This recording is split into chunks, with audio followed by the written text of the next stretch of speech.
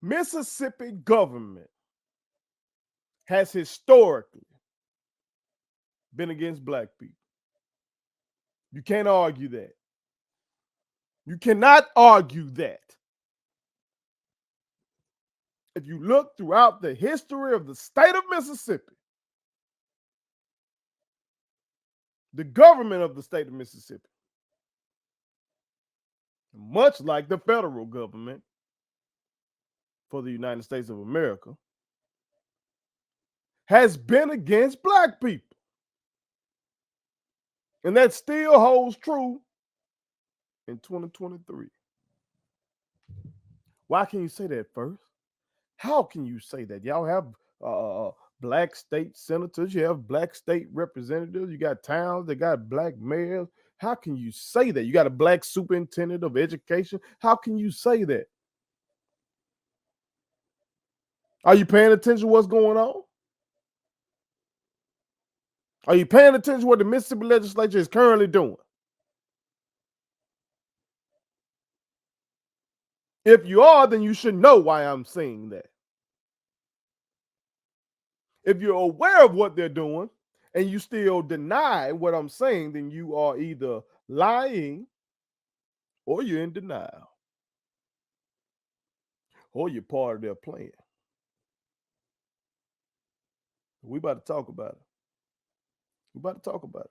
But before we do, make sure y'all hit that subscribe button. Okay? I need all y'all real ones down with me. I need you. I need you.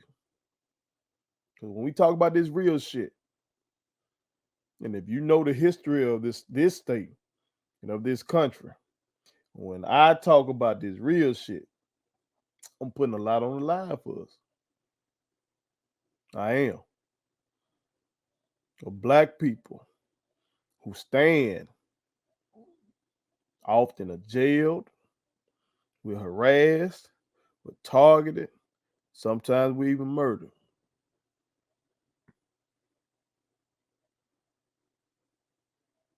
But I got to be a man to try to create a better world for my children. You feel me? So I need y'all.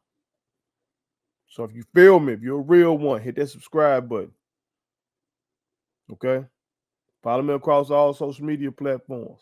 Become a member of the channel. You know what I'm talking about? And if you're really down with what I'm saying, you're inspired, you learn something, feel free to hit that Cashapp. Anything you give goes back into the business as we continue on our quest to become the Amazon, the Walmart of black culture.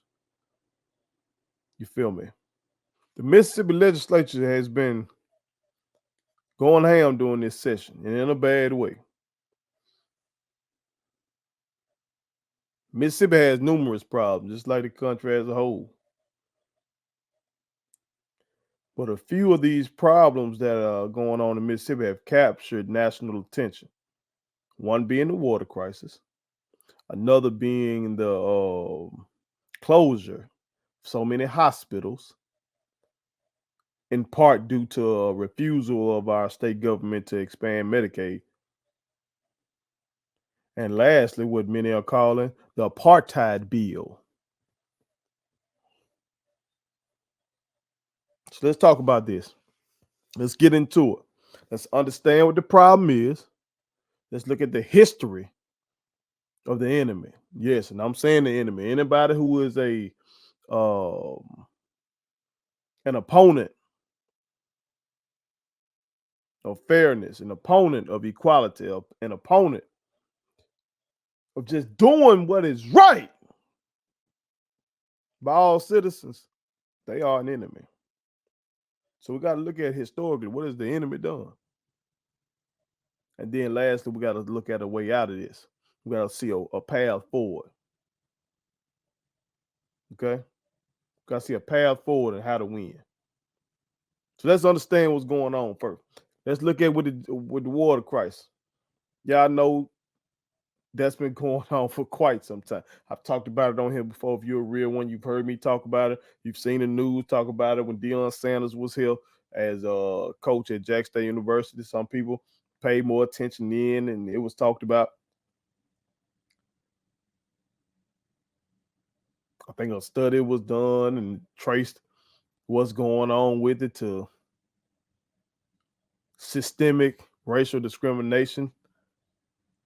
It's been going on for years and years and years. So the Biden administration appropriated some money to try to deal with the problem.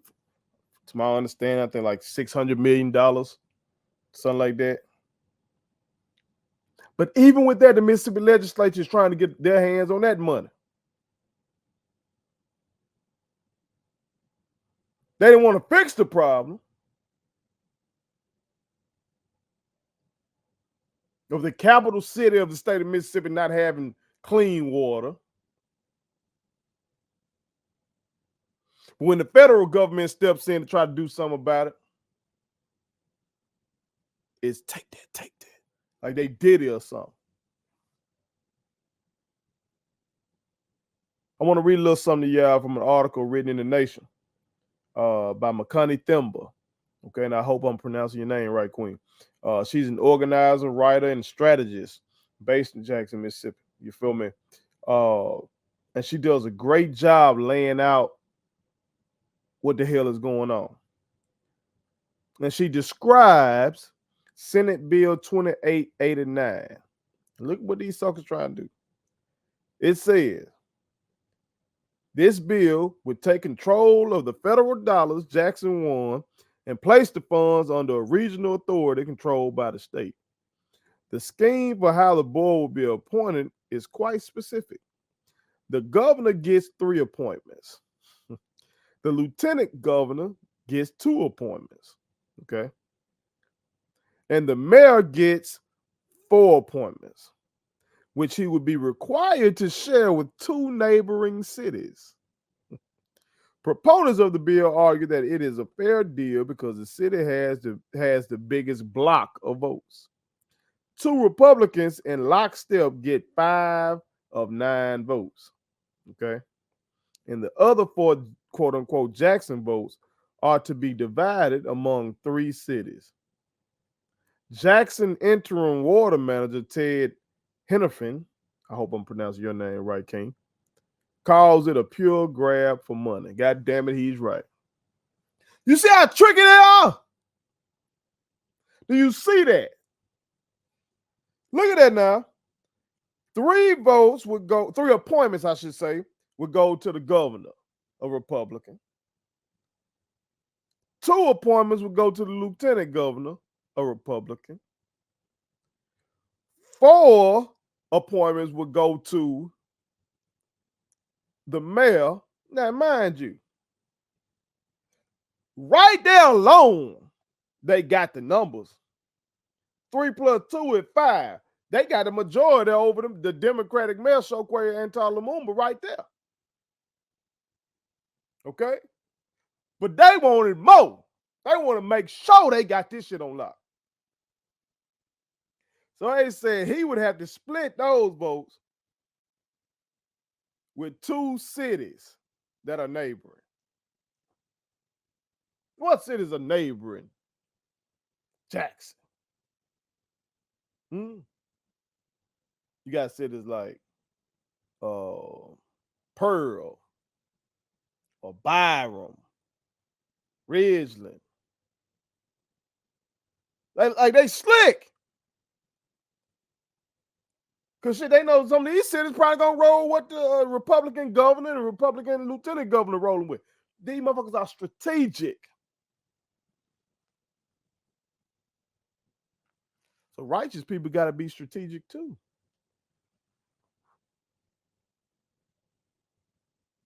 Got to be strategic. Look at what's going on with the refusal to expand Medicaid. That's just evil. It's evil. And then we sit up here and we make all these proclamations and talk about being pro-life in this state. You know, that bill that case that rose to the Supreme Court and led to Roe v. Wade being overturned, that started here in Mississippi. And in this state, you got so many people who swear they're pro-life. But I guess that stops once you're outside of the womb. Because how in the hell you going to say you pro-life, but won't sit up here and just take the help from the federal government, expand Medicaid, to help those individuals who can't get health care, to help keep these damn rural hospitals open? Hospitals that some of their own constituents, I should say, some of their own voters need. Because once you get in those offices, you're supposed to be represent all the people. Hell, whether I didn't vote for Tate Reeves, but I'm still supposed to be his constituent. He's still supposed to represent me. You feel me? But we know how that goes. But in terms of their own voters, the people that help put their ass in office, some of them need these rural hospitals. They don't care. We want to talk about how pro-life they are.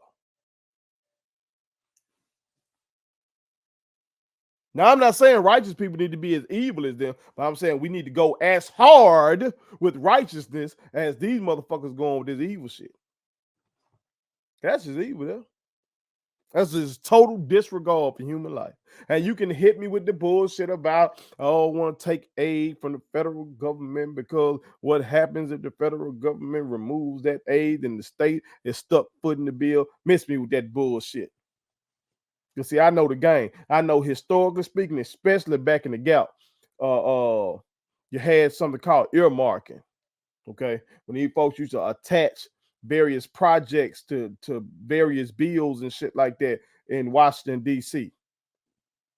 Mississippi senators and Mississippi congressmen used to dominate that shit. Used to be some of the biggest earmarkers in the Capitol. Okay. They used to call it pork. They used to be able to get those pet projects for the state of Mississippi. Why? Because Mississippi broke. So you need that federal money to do all this type of shit. And they were the kings of that. Seems like the only time these motherfuckers don't want federal money when it seems like it might help black people. If it's going to help too many black people, no, fuck it, we can't do that. Even if it hurts some of our own, fuck that. That's evil. But that's Mississippi government. Mississippi government. Let's go to the last one. This is the one that's got folk hot.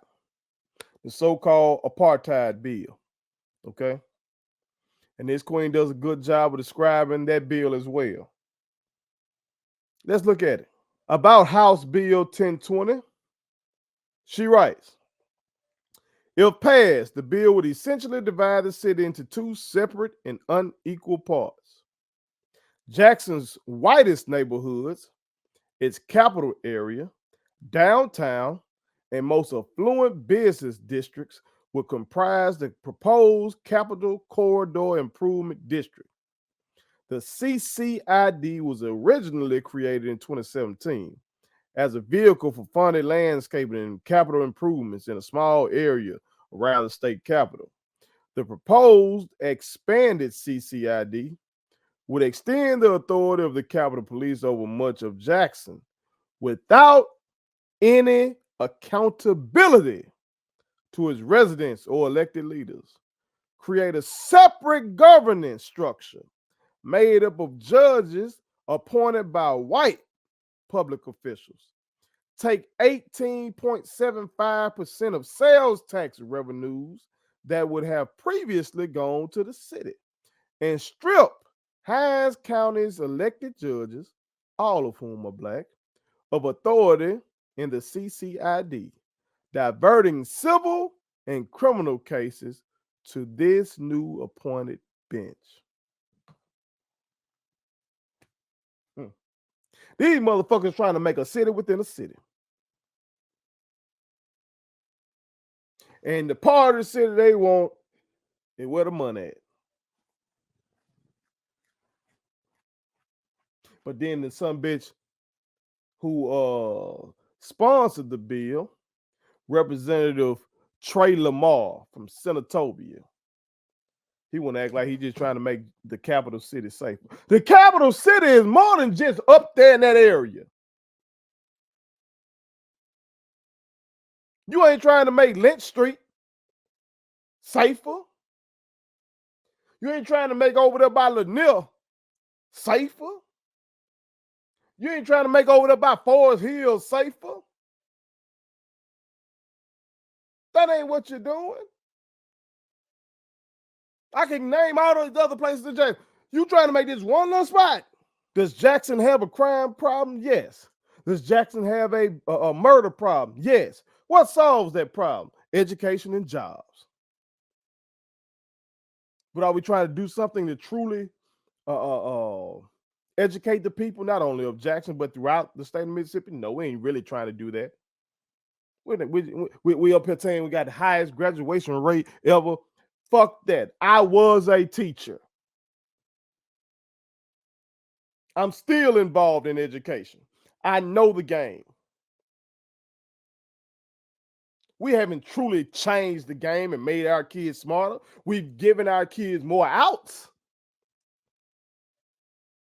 When it comes to this state testing P game, when they moved to state testing, you had to pass your state test to graduate, right? Then the graduation rate wasn't high enough. So it ain't like we hired better teachers. It's not like we appropriated more money. We paid teachers 100 grand. You had more high quality, highly motivated people come in and teach our children. And then you start to see the test scores go up because our kids were getting smarter. They were being taught by the best of the best. And every school district had all the resources that they needed, and kids felt safe and loved and everything like that. No, that's not what happened. What happened is they started to give you other options to get out of school. I speak from my expertise with U.S. history. If you get a 17 in reading on the ACT, you can still graduate, whether you pass your state test or not. I want to say the ASVAB score, the military test that they make you take, a certain score on that can help you get out. I've heard that like you can take a dual enrollment class or something like that and get out. Oh, they have a sliding scale now where you can flunk the test, but if you ain't flunking that much based on what you had in the course, you can still get out. Like, it's so many ways to get out. And then what does that do? That cooks the books. That makes it seem like we're getting smarter when in actuality, we just gave the kids more options to get out. Which I'm not disagreeing with them having more options to get out. What I'm saying is, it's not like when you compare it to the previous years when they simply had to pass the test. It's not like we got just our kids are getting smarter. No. There has been no revolutionary change in education. Go to economic development. Well, our governor Tate Reeves keeps touting economic development and what he's doing and stuff like that. Well, where the jobs going? Are these good paying jobs coming to Jackson, Mississippi? Are those good paying jobs going to the Mississippi Delta? No, man. Come on, dog. But then you say you want to make Jackson safer. God damn it, if somebody has a job, they might feel like they ain't got to sell dope. You see, nobody want to talk about that. How much of this violence come from the dope game? And the motherfucker that get in the dope game, usually somebody that's coming from poverty. So if I got a good job, I ain't got no need to do that. If my mom and daddy got a good job, I ain't got no need to do that. You feel me? And the violence comes with the dope game because it's a prerequisite. You got to be violent in the dope game. It's part of that job. So then with that, you have revenge killings. You got all kind of stuff. You got drug addiction that may lead to more violence. All that. We know this. All this is public record because it's been going on for decade after decade after decade. They know this. But they want to argue that this bill is going to make Jackson safer. Expanding the Capitol Police. If more police led to less crime, this shit then where I'm from would be a haven, a bastion of lack of crime. That shit ain't the case. Where I'm from in Kansas, Mississippi, you can go in parts of my side of town and you see the police and basically set up shop there. They put little trailers out there and everything. But the police in America or wherever probably don't prevent crime. They go apprehend people once crimes have been committed. But ain't no police just sitting up in every trap house. Ain't no police just on every corner. And we don't even want that. That would be a total police state. But they know this. They know this. They know this. Why are they doing it then? Why are they doing all this shit, dog? Say first, it's 2023. Why are they doing it, dog? Because they own brand. This is what Mississippi has been. This is what Mississippi gonna stay unless we do something about it. Okay? So let's look at this historically first. Y'all know I used to be a coach, so I look at a lot of stuff from a sporting sense or in a sporting sense. You understand? So let's look at this. Let's study film with these motherfuckers. When you study film, you're really studying what has my opponent done in the past. Okay. You study film and see what your opponent has done in the past so you can try to predict what they would do in the future. Okay. And so you can better be be more prepared to defeat that. You'll be more prepared to execute against whatever their game plan is. All right. So let's look at this and look at and see historically what Mississippi government has been all about. Now, if you go back to the genesis of it, you really want to get into it and see the opponents you're facing.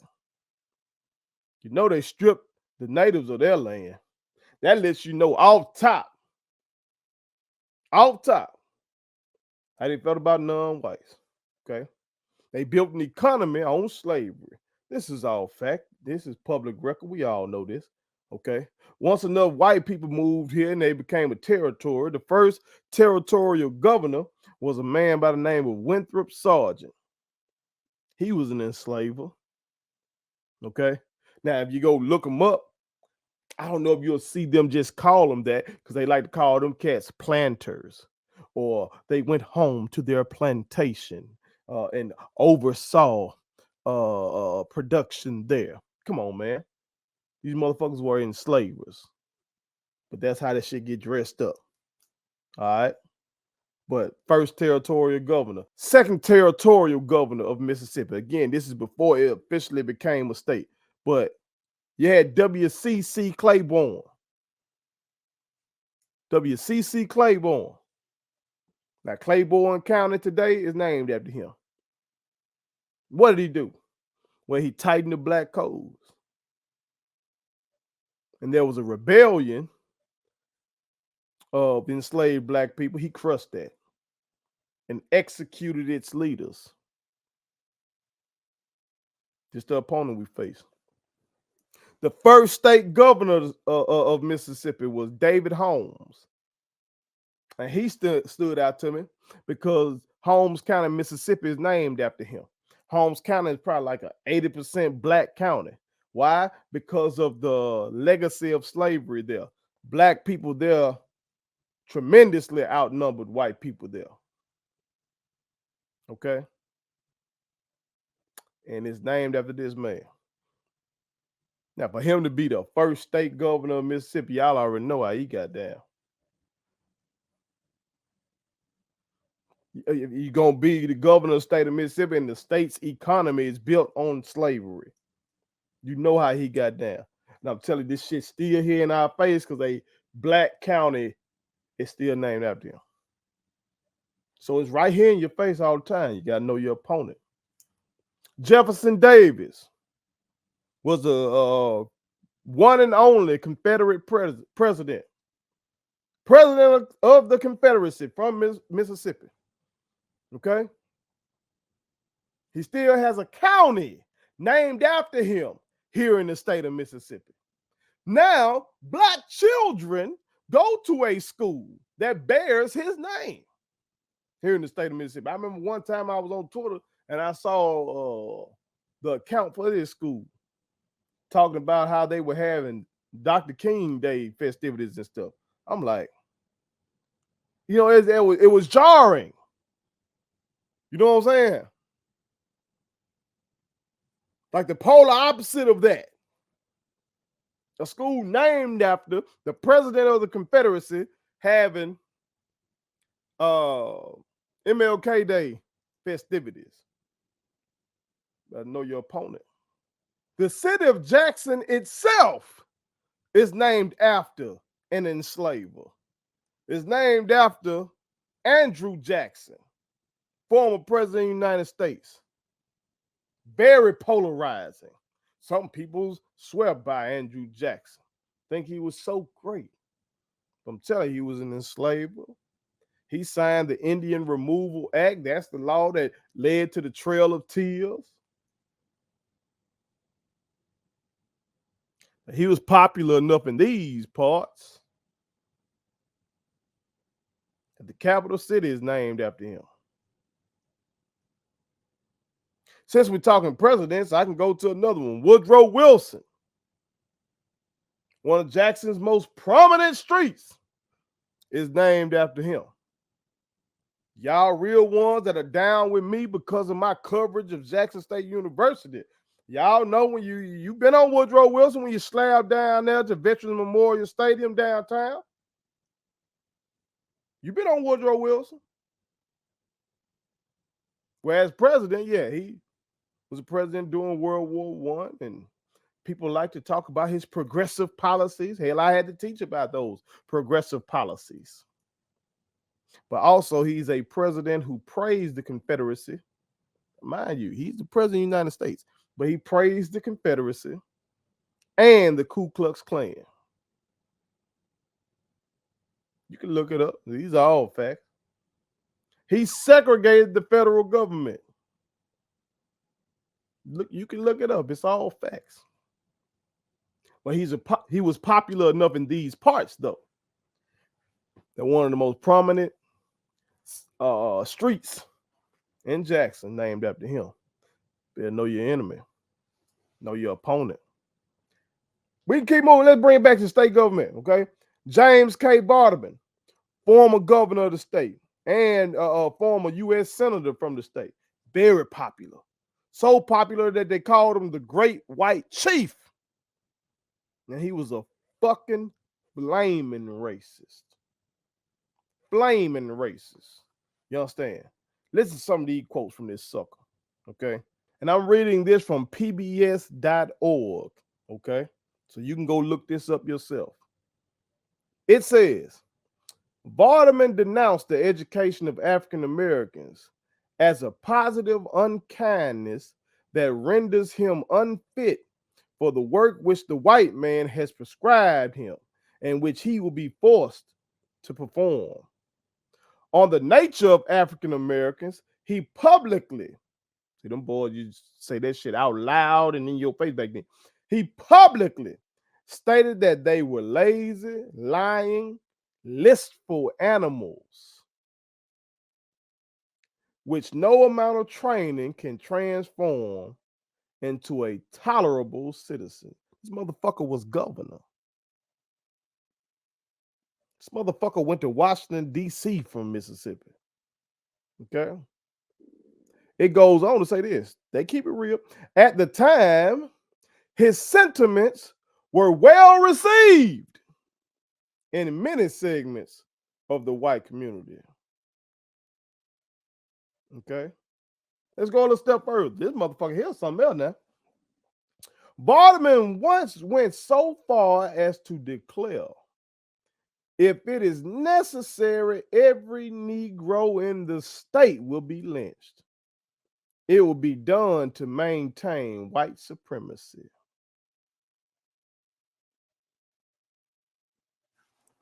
Y'all heard me. Keep telling y'all folks, oh, Tate Reeves and Phil Bryan, and y'all better go look up some of these other boys. These boys looking at Tate Reeves and Phil Bryan like, man, y'all soft. Y'all soft. Y'all let that boy Lumumba talk to y'all like that. We would have had that boy Lumumba in a tree by now. That was these boys. These boys rolling over in their grave, looking at how Lumumba and Kenneth Stokes talking to them boy down there. This is our history here. This state of Mississippi. Now look at with some people, he pissed off some white people with those statements. Look at what, but why? Look at why though. Look, it says, for Delta planters, statements of that sort threaten financial ruin. If lynchings in the state dramatically increased, planters feared a swift exodus of African American labor from the Delta and an end to the economic prosperity the landowners enjoyed. That shit didn't bother them because it was inhumane, because it was evil, because it was not the Christian-like, because he's supposed to be Christians. That shit bothered the Delta planters because it was going to fuck up their money and make black folks want to leave the state. Better study film. Know your enemy. Know your opponent. I can go to James Eastland. James Eastland was one of the most powerful and longest serving senators ever. Okay. And he used his power to block civil rights. One example of this was when this motherfucker, he didn't want black soldiers in World War II to be able to vote via absentee ballots. Think about that now. I know where everybody like talk about my grandfather. He was on the shores of Normandy. That's why I take so much pride. Well, goddamn it, our forefathers fought in all these wars too. It name one. Black people didn't been in it, including mine. My father was a Marine in Vietnam. My uncle was over there in Vietnam as well. Got shot all of them. My father got shot too. Fuck we talking about? My wife's stepfather was in the Korean War. Her grandfather was in World War II. Fuck are we talking about? Her uncle is a Navy man. Fuck are we talking about? But Mr. Eastland, he probably didn't want black folks over there either. I don't know. I had to look that part up. But he definitely didn't want those who were serving to be able to exercise their right to vote. Ain't that a bitch? Yeah, yo, study film. Know your opponent. Know your enemy. Fielding Wright, former governor of the state of Mississippi, segregationist governor. He ended up running for vice president on the ticket with Strom Thurmond. Okay, now Strom Thurmond, was the guy who ran for president as a part of the States' Rights Party. Okay, these were Southern Democrats who were pissed off with the National Democratic Party. Okay, in 1948, because they were mad that the National Democrats put a civil rights plank, so to speak, in the party platform, meaning they were advocating for civil rights in the party platform, and because Harry Truman desegregated the military. Okay, so they said, man, fuck the National Democrats. We're gonna form our own damn party called the States' Rights Party, aka the Dixiecrats. And I'm telling you, Fielding Wright, former governor of the state of Mississippi, ran on that ticket with the segregation party. Ran with the candidate that tried to basically say he was going to make sure segregation lasts forever. Know your opponent. Let's go to Robert B. Patterson. Now, this motherfucker founded the White Citizens Council. White Citizens Council. Never heard of it? White Citizens Council was like a buttoned up Klan. You know what I'm talking about? By the Klan, just straight up terrorist group. The White Citizens Council might be your bankers, might be your local doctors and lawyers and all this shit. It's the white collar Klan. You feel me? Still discriminatory, still white supremacists, but they were very influential. Very, very, very involved in Mississippi politics. Better know your enemy and better know your opponent. Let's go to Ross Barnett, former governor of the state of Mississippi. He was down with the White Citizens Council. This motherfucker here basically made them a part of state government. He funded the White Citizens Council. He took their advice on issues. You might say, well, first, you making this stuff up. Well, how you know all this? Told you I used to teach them. Ain't nobody hiding this shit from y'all. I used to have to teach out this book to ninth graders. So they didn't even have to wait. This wasn't no elective. This is Mississippi Studies. They ain't hiding this stuff from you. It's right there. They putting it in your face. Look at what it says about the White Citizens Council here. It says the council distributed materials supporting segregation, organized political pressure, started a newspaper, and made radio and television broadcasts. When the Brown decision was announced, talking about Brown v. Board of Education, which desegregated schools, which called for schools to be desegregated, I should say, because these motherfuckers gonna push back against all that. But I digress. When the Brown decision was announced, the council gained new members by the thousands.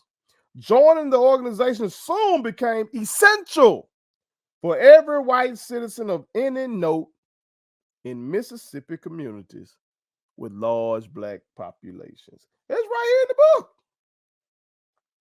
Right here. Y'all don't need to hide that shit from you. They put it in your face and say, what the fuck you gonna do about it? Ross Barnett got a whole reservoir named after him.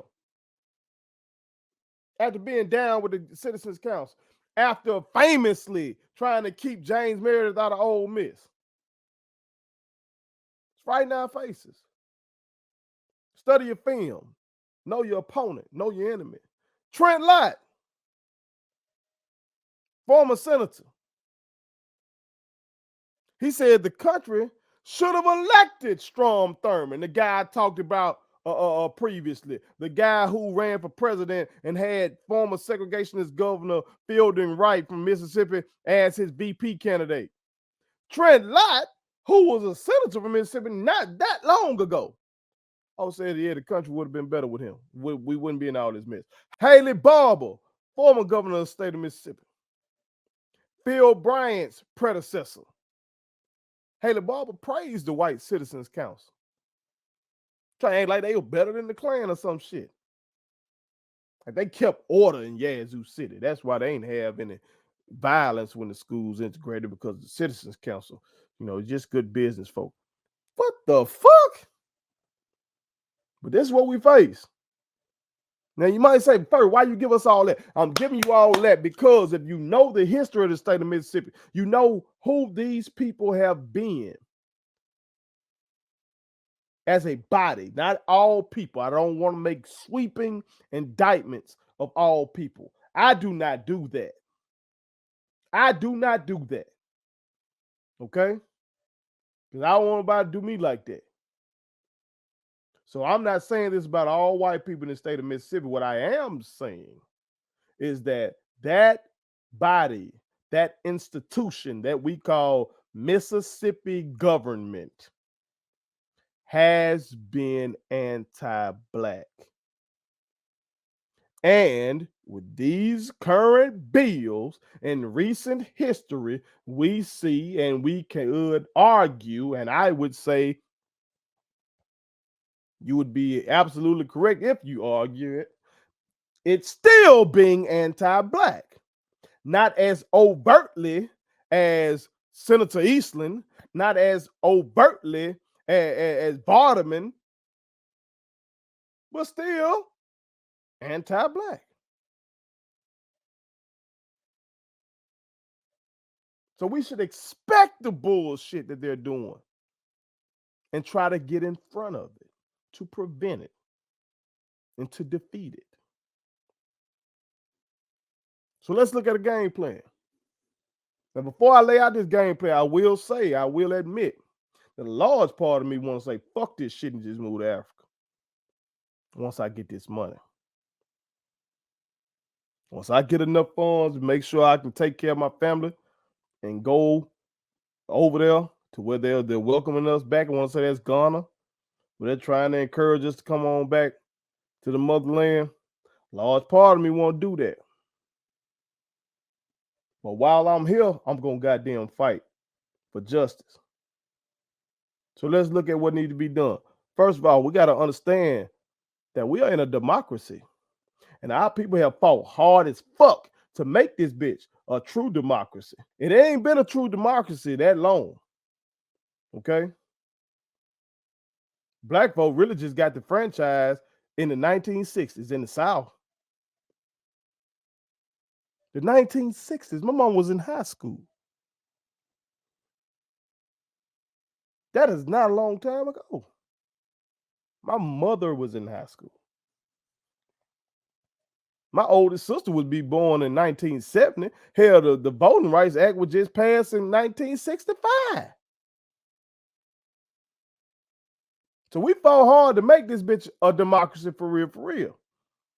And we got to realize that a democracy is based on majority rule. And so it's a numbers game. And so we got to get our numbers up. We got to have more real ones in this state than these evil motherfuckers. That's what we got to have. Or people that turn a blind eye to evil. Because some of these folks that are voting for these folks that's down here doing this bullshit, some of them aren't evil, but they're voting that way because of tradition. They're voting that way because of what their parents tell them to do. They're voting that way so they won't, so they can fit in, I should say. Whatever the case is, we got to have more people who going to do the smart thing for the citizens of the state of Mississippi. All of us. It's a numbers game. So I propose a homecoming movement. We got to reverse the Great Migration. All those thousand black folks that left the South going to Detroit and Cleveland and New York City and LA and all these goddamn places. Y'all see these motherfuckers that let you in up there to do jobs and to trap you in these ghettos and stuff like that. And really they just using for your labor. We can't even say holistically that it's just helped us so much economically, because studies show that the racial wealth gap is increasing. Shit. You might well come on back to where your grandmama and granddaddy used to be. And I know some people gonna look at that and say, what moved back to Mississippi? Like I saw some dude on the internet said, are there still black people living in Alabama and Mississippi? And he had like a little clip of Joe Budden saying why. And I think this is the person that said they live in Florida. Really? Florida? Florida ain't nothing but Mississippi with Disney World. That's it. Got Ron DeSantis over there, goddamn it, being the poster child. I call him strategic Trump. Motherfucker blocking black history over there. What? Come on, man. I'm focusing on Mississippi in this video because I'm from Mississippi. Goddamn, but America is Mississippi. These motherfuckers just go so hard here in Mississippi. The evil motherfuckers go so hard because there's so many of us. So they know they have to go extra hard to try to subjugate us.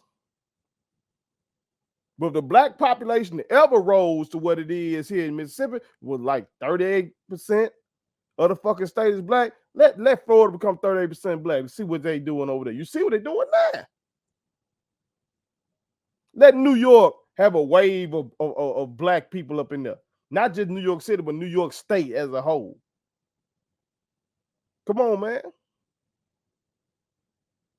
Like, for the longest, I ain't understand why urban meant black to motherfuckers. I'm like, because in Mississippi, we see black folks everywhere. But y'all that are outside of the state, yeah, they really didn't trap you in these urban ghettos. And I'm saying, come on back. Now, for that to be feasible, for that to make sense, we need rich black folks to step up and create jobs in this state. Like Tony Montana said in Scarface.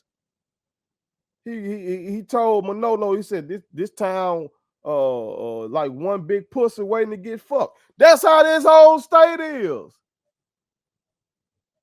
You don't really get the money where all the competition is. You get the money where there's places to grow. You should look at Mississippi and see growth, see opportunity. There's so much land and that's vacant. There's so many rundown areas that you can come in and renovate that shit and make money. Put a factory there, make money. Stop just doing a fucking clothing line and make a clothing factory. Stop just getting a shoe deal and make a shoe factory. Right here. All these other folks doing. The Asians and the white folks looked at Mississippi and said, hey, I'm gonna put that Nissan plant there. I'm gonna put that Toyota plant there. Bezos and them said, hey, look at Mississippi and say, I'm gonna bring an Amazon warehouse there. Where Hov and them boys at? Where Kanye at? Talking about you got all this money? Bruh, come on, man. Come invest in Mississippi. You feel me? We need that. Because when black people create jobs, then black people from around the country might say, shit, I'm finna go on back. You got to give them something to come back to. You feel me? Second thing we got to do is have these political alliances. I know some people who want black liberation don't believe in political alliances. I don't agree with that. But hey, we got the same goal. We got the same goal. I'm not going to attack you. You don't fucking attack me. Okay? We got the same goal. So we need to maintain our alliance too. Okay? But I do believe in political alliances. Why I believe in that? History once more. The white people who have subjugated us, they got alliances. That whole melting pot shit didn't have nothing to do with blacks, it had nothing to do with Asian, it had nothing to do with Hispanic. That shit was that white people from around the world were gonna come to America and blend to make one cultural group. You can look it up, this is all facts. So whether that's the English, the French, the Spanish, the Germans, the Irish, the Italians, the Polish, Russians, Jews, whatever, European Jews, if you were white, they were going to blend together to make something called white. And everybody else was other. So if they can do that, goddammit, why can't we have alliances with real ones of all backgrounds, white people included? That only makes sense. You can even see this with the U.S. military. World War I. One of our military partners, one of our military allies was Britain. Hell, we fought Britain in the Revolutionary War. We fought Britain in the War 1812. Even the motherfuckers burnt down the White House. But when we had a mutual enemy, we still clicked up. World War II, same thing. We down with Britain and France. We be getting into it with France about shit all the time, from a cultural standpoint and sometimes from a political standpoint. But we had a common enemy. We clipped up together. Soviet Union, we swapping down. We didn't even fucking like them. Had a whole red scare in the 1920s because they became communists, and we were so scared that communism coming over here. But in World War II, we had a common enemy, Germany. So we clipped up together. America still does military alliances. NATO, where they have pledged that if one is attacked, we all finna fight. Well, goddamn it, if they can do that, why can't we align ourselves with real ones of all backgrounds? And yeah, we're not gonna agree on everything. And yes, you're gonna be able to point to some Latinos who are fucking racist. You're gonna be able to point to a liberal white person who gets outed as an undercover racist. That shit's gonna happen. But hell, you should see that all our skin folk ain't kinfolk. We got some black people who are anti-black. So if we see the bullshit within our own, you know you're gonna have some of that bullshit within these groups that I'm saying we need to make alliances with. That's common sense. But that doesn't mean we shun the real ones in those groups because they got some bitch ass motherfuckers in their groups as well. We need to just systematically, separate ourselves from those fuck boys and bitches and make sure that we are able to click up with righteous ones of all backgrounds. Because it's a numbers game. And when we get the numbers, we got to show up and vote, vote, vote. Not just during presidential elections. Because y'all see this shit. It's local. And then we need to try to get the feds to step in. But even then, when the feds try to step in, the state locally be trying to block them. And we got to check ourselves on that. The enemy depends on, during non-presidential years, that turnout is going to be low for black people, for Hispanics, for young people. They know this. They take advantage of this. But it does not have to be that way. Stop doing that shit. When there's an election, I should say, take your ass to vote. Simple. These bitches put in place vote ID. Fuck them. Take your ID up there. Fuck them. They try to do all this strategic shit. Oh, they can't. Now people there can't hand you a bottle of water if you standing in a long line or something like that. Fuck them. Take your own bottle of water. Whatever strategic thing the enemy does, we have to go harder for righteousness. And if we're not going to do that, then I guess we should just shut the fuck up and quit complaining, quit pointing out their racism. If you ain't going to fucking fight to do something about it. So study the tape, study the film, study your opponent. See what they've done historically. See what they are doing right now. And let's do something about it.